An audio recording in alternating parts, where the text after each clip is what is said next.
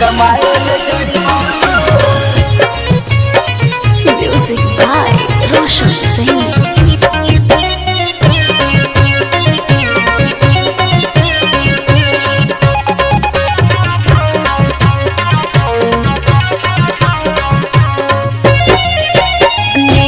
रोटी खिलाइबो हो पिया प्यार करबो भरपूर बाकी जइहन दूर। आ सुना हो नीमक रोटी खिलाइबो हो पिया प्यार करबो भरपूर बाकी जइहन दूर। परबल बेचे जइबै महवतपुर ये राजा मत रह दूर। परबल बेचे जइबै महवतपुर ये राजा मत रह दूर। लगलौ नानो करिया धनिया हिलियौ हम मजबूर एही से जइबौ दूर। अरे मत जाओ। लगलौ नानो करिया धनिया हिलियौ हम मजबूर कमाए ले जइबौ दूर।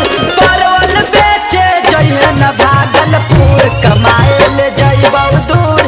सब्जी बेचे जइहे न मोहम्मदपुर कमाए ले जइबौ दूर।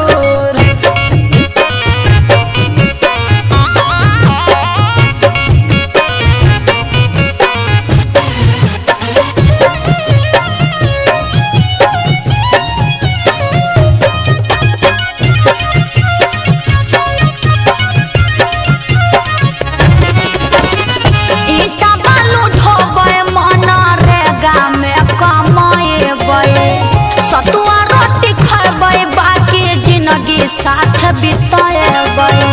अरे टेंशन काहे ले हो जी।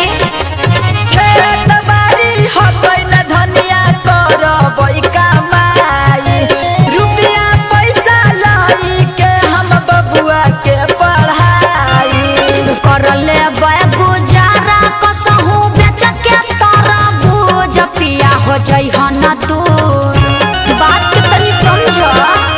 कर लेबै गुजारा कसहू बेच के तरबूज पिया हो जइहन दूर। परबल बेचे जइबै नवलपुर पिया हो मत रह दूर। सब्जी बेचे जइहे न